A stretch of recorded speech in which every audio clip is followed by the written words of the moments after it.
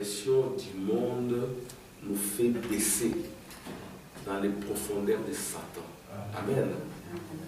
Alors nous allons prendre nos Bibles dans Ésaïe.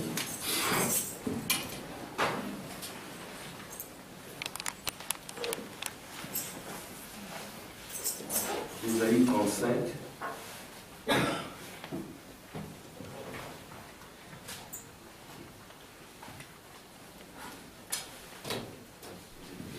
Nous prenons dans Ésaïe 35.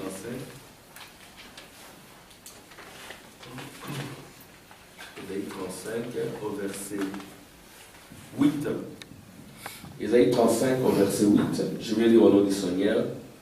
Il y aura là un chemin frayé, une route qu'on appellera la voie sainte. Nul impur n'y passera. Elle sera pour eux seuls. Ceux qui la suivront, même les insensés ne pourront s'égarer. Sur cette route, point de lion, nulle bête féroce ne la prendra. Alléluia. Ni ne s'y rencontrera.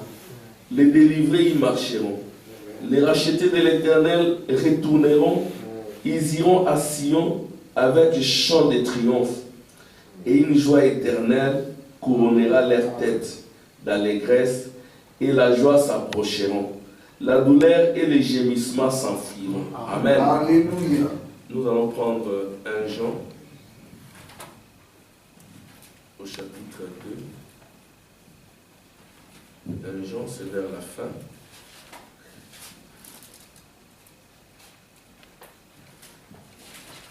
1 Jean au chapitre 2. Oui, je suis là. 1 Jean au chapitre 2, à partir du verset 15. N'aimez point le monde, ni les choses qui sont dans le monde. Si quelqu'un aime le monde, l'amour du Père n'est point en lui. Car tout ce qui est dans le monde, la convoitise de la chair, la convoitise des yeux et l'orgueil de la vie, ne vient point du Père, mais vient du monde. Et le monde passe et sa convoitise aussi, mais celui qui fait la volonté de Dieu demeure éternellement. Seigneur, mets encore ton onction. Que ceci soit dit pour ta gloire, et non pas la gloire d'un homme ou de qui que ce soit, Seigneur. Manifeste-toi et parle à chacun de nous. Au nom de Jésus. Amen. Amen. Amen. Voilà, j'ai intitulé ma petite exhortation de la manière ci-après. La voie de la vocation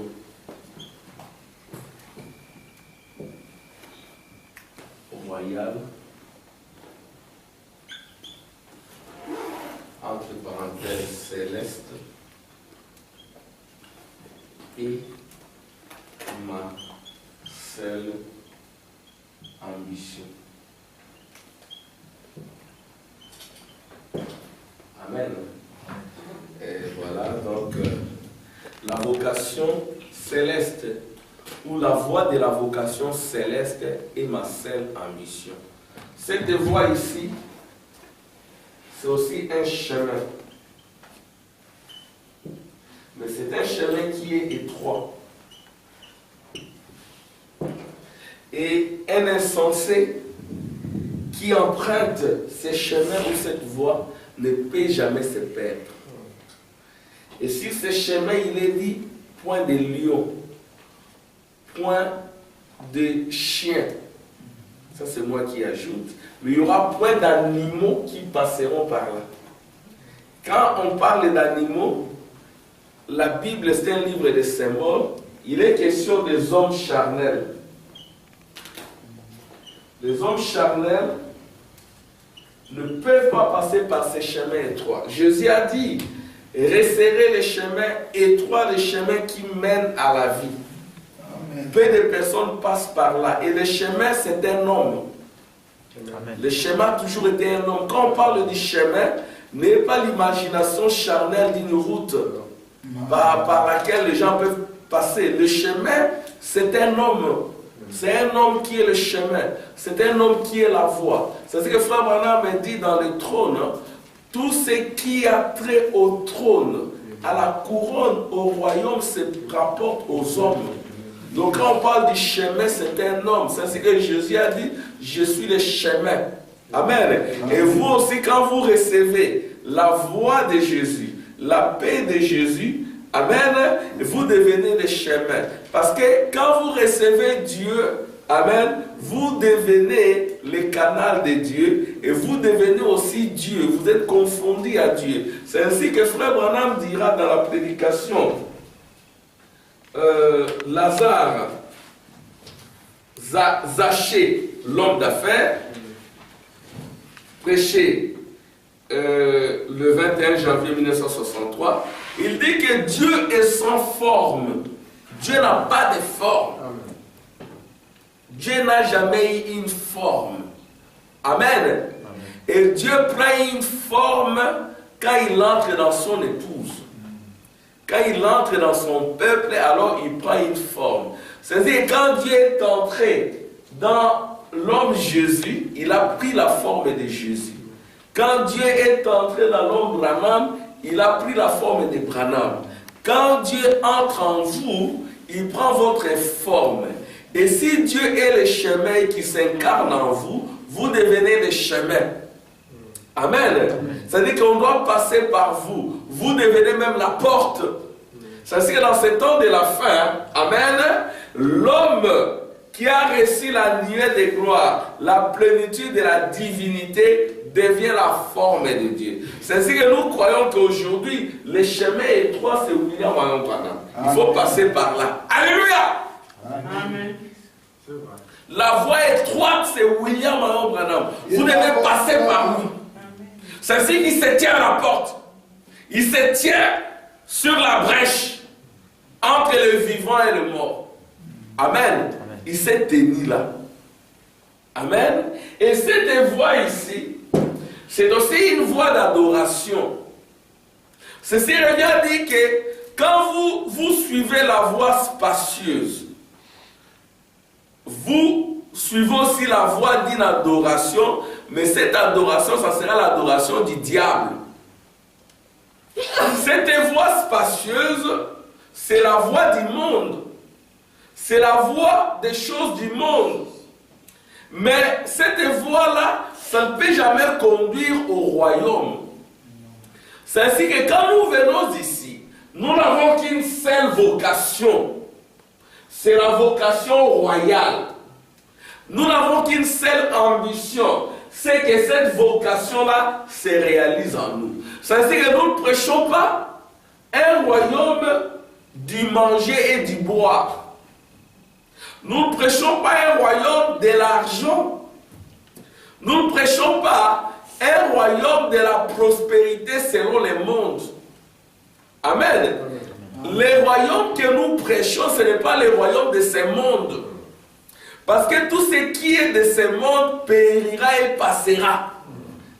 Amen. C'est ainsi que si nous venons ici, c'est simplement pour le royaume. C'est un royaume de l'immortalité. C'est ce qui doit nous captiver. Amen. Et quand vous voulez ce royaume de l'immortalité, quand vous optez pour ce royaume de l'immortalité, je crois que vous devez abandonner toutes les ambitions qui sont contraires à ce royaume. Amen.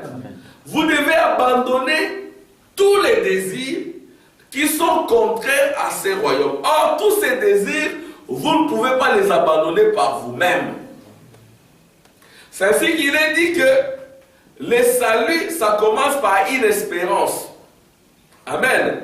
Et si cette espérance est en vous, vous allez espérer ces royaumes. Si cette espérance est en vous, vous allez vous comporter d'une manière telle que cette espérance se concrétise en vous. S'il était question du monde et des choses du monde, il ne serait pas utile de venir ici. Amen. Si nous venons ici, c'est parce que nous croyons qu'au-delà de ce monde, il y a un autre monde. Et ce monde-là, c'est le monde de Michael. Amen. Et c'est ce monde-là qui va détruire la détresse qui se bat sur la terre. Amen. Amen. On va lire dans Daniel 12.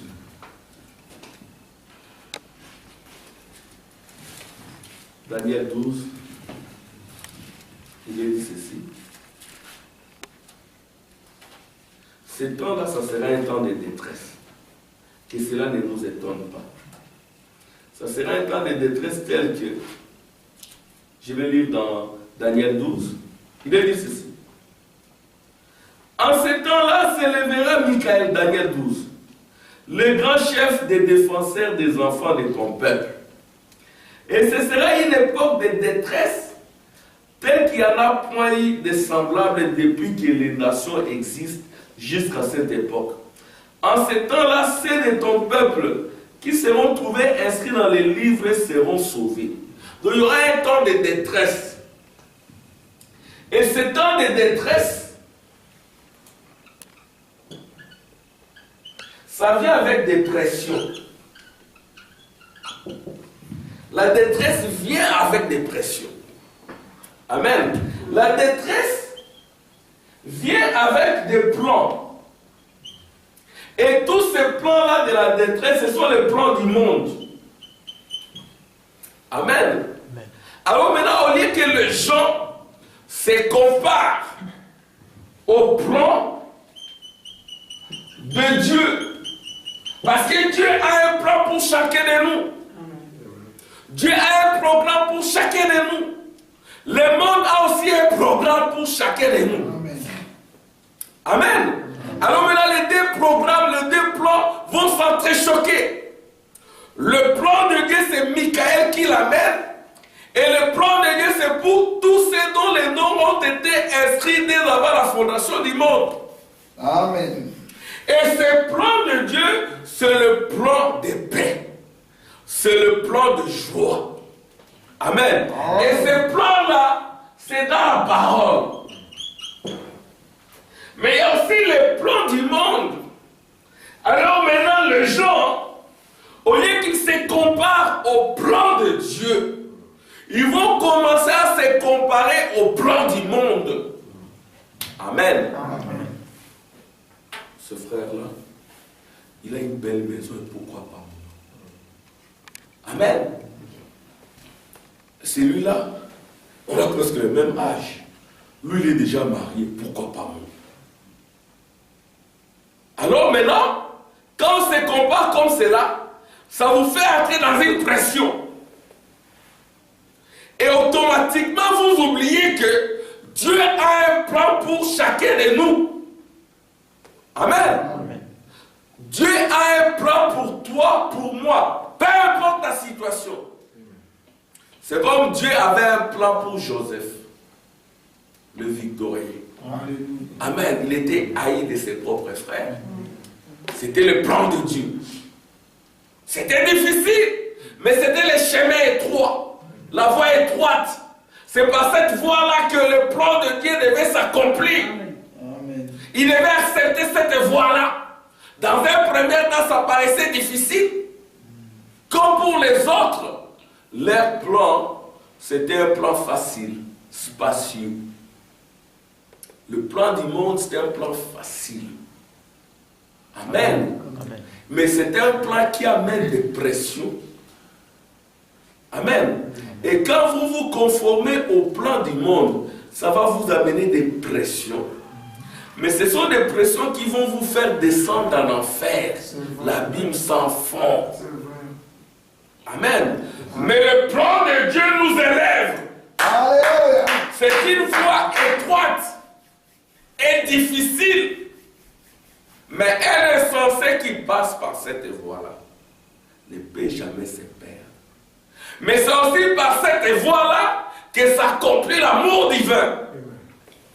Et l'amour divin consiste dans son royaume. Alléluia. Quand frère Branham il a choisi une voie étroite, une voie difficile, Amen. Mais il y avait des voies spacieuses. Et la voie spacieuse, c'est aussi une forme d'adoration. Dès que vous acceptez le plan du monde, vous acceptez aussi l'adoration du monde. Amen. Amen. Et vous acceptez aussi de vous unir au monde. C'est ainsi que, tel que nous sommes là, chacun doit savoir que peu importe la situation par laquelle il passe, amen, il y a un plan pour chacun de nous. Amen. Et Dieu veut que ce plan-là s'accomplisse. Amen. Et ce plan-là, c'est son dessein. C'est le dessein de son royaume. Amen. Et le dessein de son royaume consiste d'abord à ce que ceux qui sont de son royaume aient le caractère du royaume. Alléluia. Amen. Or, le caractère, comme frère Branham le dit, ce n'est pas un don. C'est une victoire. Yes, sir. Et chaque fois que vous gagnez une victoire, comme le prophète le dit, votre nom change. Alléluia. Amen. Votre nom change. Il s'agit de quel nom? Amen. Parce que même Jésus, quand il a remporté une victoire, son nom avait changé.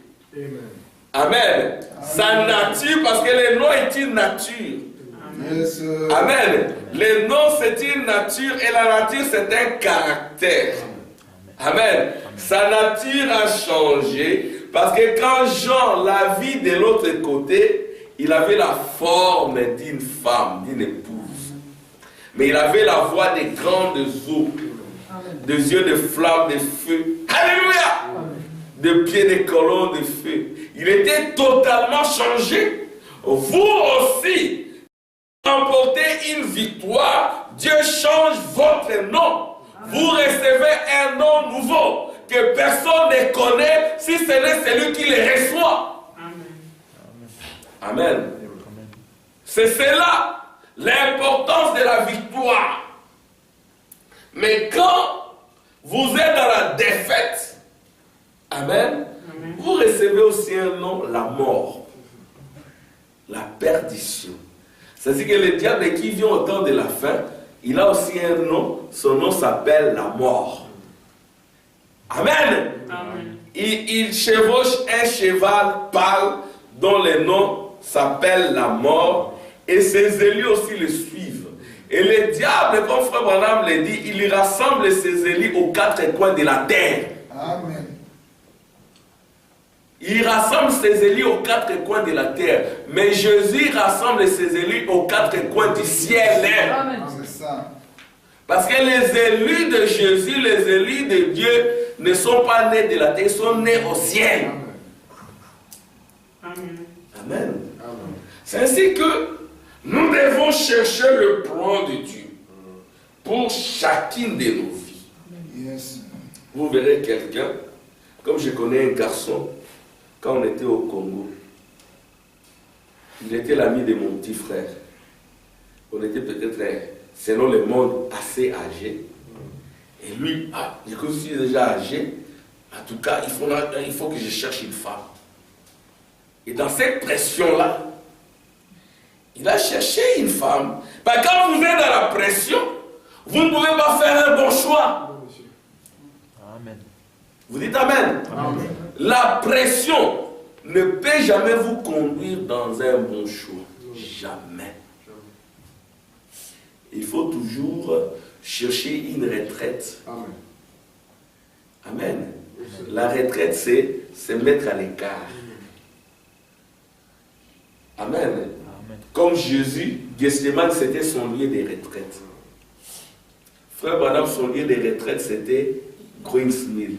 Et nous, notre lieu de retraite, c'est le moment de prière. Amen. La retraite, c'est quoi? Même une armée, comme nous la voyons avec l'Ukraine. L'armée ukrainienne est vraiment malmenée par l'armée russe.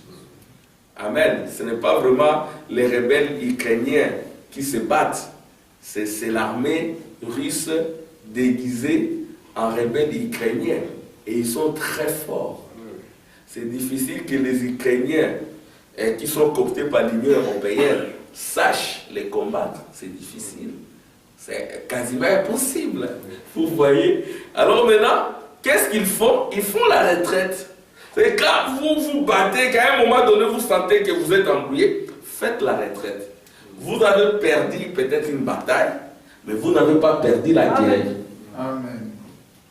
Vous pouvez perdre une bataille, hein, mais vous ne pouvez pas perdre la guerre, parce que la guerre a été déjà gagnée.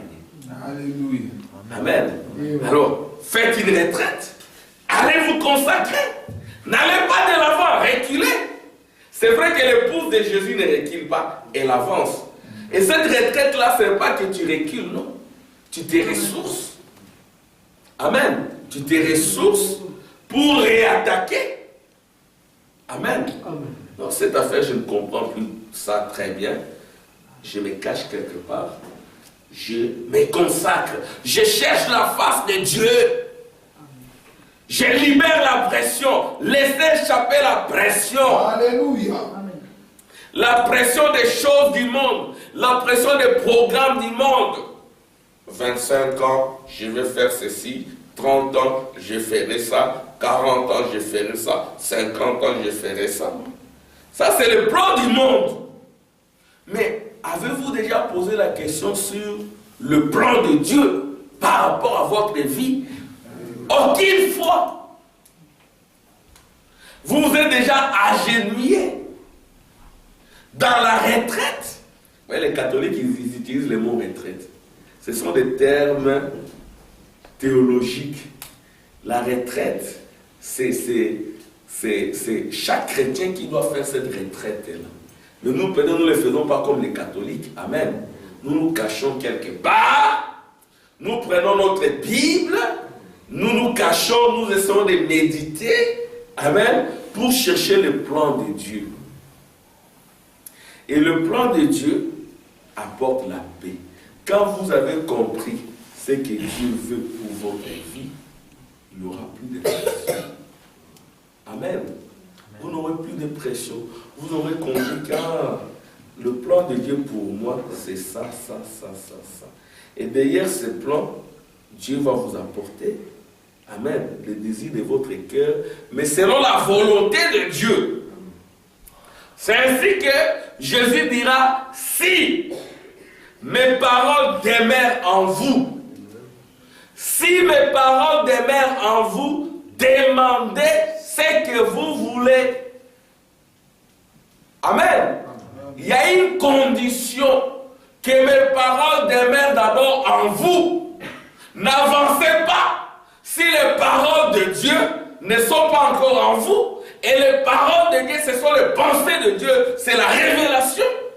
C'est la révélation en vous qui vous amène à la prééminence et qui vous conduit dans les royaumes. Amen. C'est la révélation en vous qui vous purifie. Parce que Frère Branham dit quand la révélation entre en vous, elle chasse les péchés. Elle chasse les choses du monde. Quand la révélation entre en vous, Frère Branham dit elle est les choses du monde. La révélation est les choses du monde. Amen. Vous aurez la haine des choses du monde. Comme aujourd'hui, j'encadrais 2 étudiantes là. Après, il y a une étudiante que j'appelle parfois ma fille. Elle s'est levée. Elle avait son pantalon et puis elle a commencé à mettre les rouges à lèvres.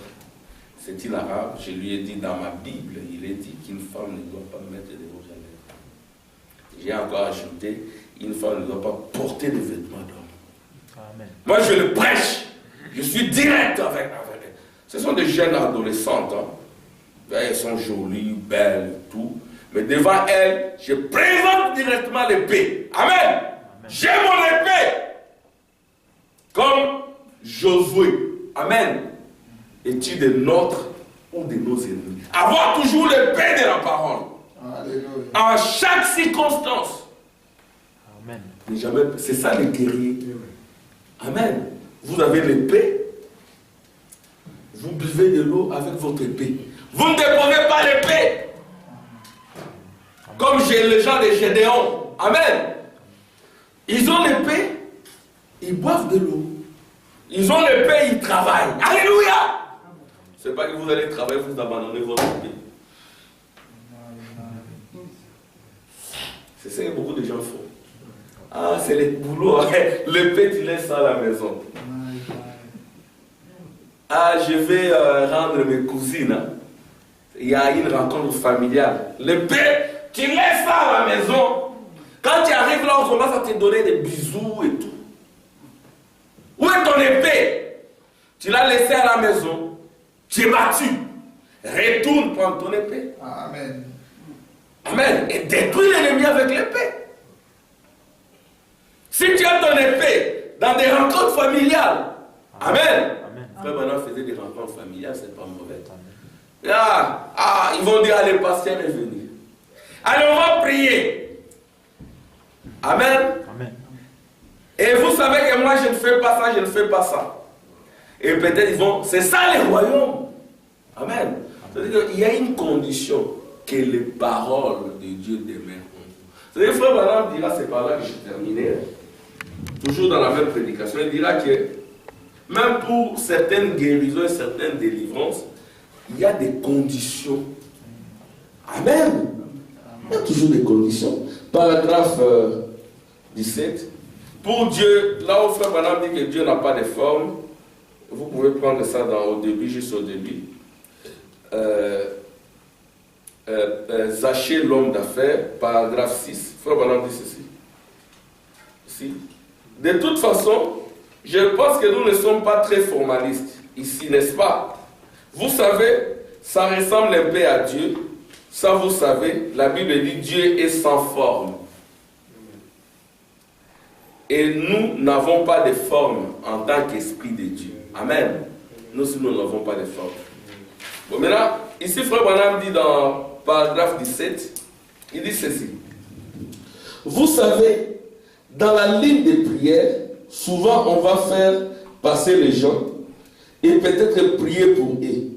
Mais parfois, c'est un cas pour lequel il faut creuser plus profondément que ça. Vous voyez, Dieu guérit sous condition. Amen. Frère Branham dit, Dieu guérit sous condition. Il se peut qu'il y ait quelque chose dans la vie de cette personne, peu importe la quantité de médicaments que le médecin pourrait lui donner, il ne se rétablira jamais tant que cette chose-là ne sera pas réglée. C'est ici qu'il parle d'une jeune sœur qui jouait au piano dans son église ou dans ses réunions. Une sœur, l'histoire de cette sœur qui s'appelle encore comment? C'est la fille du docteur d'hier. Cette fille-là, elle jouait du piano, après elle s'est fiancée, elle s'est mariée. C'était une très bonne chose. Mais après, Frère Branham dira que les garçons avec lesquels il s'est marié avaient travaillé quelque part. Et après, il a eu un bon emploi quelque part. Bonne perspective. Charmante perspective. Hein? Un bon emploi quelque part. Mais c'était un emploi dans le monde. Et vous avez fait Frère Branham. Elle était fiancée à un gentil garçon qui étudiait au séminaire baptiste. Voyez, un étudiant fiancé. Paragraphe 28. Nous, on nous a donné des marteaux parce qu'on était des étudiants fiancés. Et un étudiant ne pouvait pas se fiancer. Mais ici, on dit, elle était fiancée à un gentil garçon qui étudiait au séminaire baptiste. À ce moment-là, elle s'est mariée et est allée s'installer à Rockford, dans l'Illinois, l'endroit d'où venaient ces garçons. Donc, elle est allée s'installer. Donc, elle s'est éloignée de l'église où Frère Branham se réunissait. Alors, et elle a quand même essayé de maintenir son témoignage. Quoiqu'elle s'est éloignée de l'église où on prêchait la vraie parole, elle s'est battue pour garder son témoignage. Battons-nous pour garder le témoignage avec l'épée qui dit la parole. Amen. Mais les garçons ont accepté un emploi dans le monde. Son mari. Après un certain temps, il s'est presque éloigné du Seigneur. La jeune fille a eu un problème gynécologique. Amen. Et le père de cette jeune fille ne croyait pas dans le prophète. Il disait que c'était de la télépathie et tout le reste. Et à cause de ces problèmes gynécologiques, cette sœur a attrapé même les cancers. L'hôpital l'a abandonnée. Il n'y avait plus de possibilités pour elle. Elle était mourante. Avant d'amener la jeune fille, et à un moment donné, Frère Branham est allé là-bas. Et écoutez ce qui est dit ici. Au moment où nous sommes allés là-bas pour prier pour elle, elle m'en a parlé. J'ai dit, Jeanne, c'est un jeune homme très bien. Je ne voulais pas que j'ai gardé les secrets. Ah, ça, c'est le jeune homme là. Mais la fille a attrapé la maladie à cause de son mari. C'est cette fois, on dira certaines de nos difficultés proviennent des erreurs que nous commettons, des erreurs que commettent les autres. Mais nous devons maintenant nous consacrer, prier aussi pour les autres. Amen. Amen. Amen. Écoutez ce que le frère Branham dit. Bon, je ne lis pas tout, vous le lirez. Avant d'amener la jeune fille, eh bien, ils m'ont laissé venir prier avec elle. Je l'ai amenée dans la chambre. Et dès qu'une infirmière incroyante était de garde, il y a 3 infirmières qui s'est relayées de 3 heures en 3 heures. Et dès qu'on a pu se débarrasser de l'infirmière, la faire sortir de la chambre pour qu'une vision puisse... Ouais, il y avait une infirmière incroyante. Et la présence de cette infirmière incroyante empêchait la manifestation de Dieu. C'est-à-dire, Frère Branham dira, ne vous mettez pas sous le même joug avec des incroyants. Et Frère Branham dira, l'église du Dieu vivant ne sait pas avancer parce qu'elle ne sait pas se débarrasser des croyants incrédules, des incroyants. Les croyants charnels bloquent la marche de Dieu. La marche de l'église, je veux dire. Amen. Frère Branham dit, la faire sortir de la chambre pour qu'une vision puisse apparaître. Et là, on a prié avec elle pendant un moment. Je l'ai vue. Elle a les cheveux foncés. Elle n'a qu'environ 36 ans. Ses cheveux foncés étaient devenus gris. Elle était debout dans la... Donc, elle était debout dans la vision. Elle avait des cheveux gris. Mais après, il a revu avec des cheveux foncés. Et vous lirez vers la suite que cette sœur-là, elle a été rétablie totalement. Amen.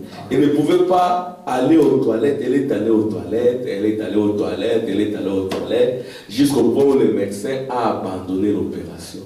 Et son papa a demandé pardon à Frère Branham, disant, j'avais appelé cela de la télépathie, mais je vois que le Dieu d'Abraham, le Dieu de Jacob, le Dieu d'Israël, le Dieu de Joseph est vivant. Amen.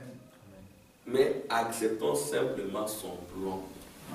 Et son plan, ce n'est pas le plan du monde, frère Gilles. Amen. Peu importe la situation, nous devons regarder au plan de Dieu. Amen. Amen. Dieu a un plan pour nous. Ça peut être difficile au début, comme Joseph, prison, esclavage, un peu de perspective charmante, et à un moment donné, c'est la femme de son patron qui tombe amoureuse de lui. Admettons que Joseph soit tombé avec cette femme. On n'aurait plus parlé de Joseph. Amen. Amen. Il y a des choses que vous faites qui font que votre nom soit enlevé dans les livres. Parce que les livres là, c'est les livres où les noms seront effacés, votre première vie. Mais les enfants de Dieu dont les noms étaient inscrits dans les livres de vie de l'agneau, ceux qui sont nés du royaume, nés de Dieu, amen, il y a des choses qui ne feront jamais. Amen. Parce qu'ils sont nés de Dieu. Ils ne seront jamais effacés. Regardons au plan de Dieu. Amen. Dieu a un plan merveilleux. Débarrassons-nous de toute pression, Cherchons à être remplis de la parole et la parole nous indiquera ce que Dieu veut de nous. Amen, Maman Cindy. Chacun de nous a un plan. Et Et ce plan-là, c'est le plan de Dieu. Amen, frère Lévi. Amen. Chacun de nous a un plan. Ne vous comparez pas aux gens du monde. Vous avez Dieu a un plan pour chacun de nous. Un plan merveilleux. Peu importe le moment. Mais Dieu a un plan merveilleux. Nous devons regarder à ce plan. Que Dieu vous bénisse. Amen.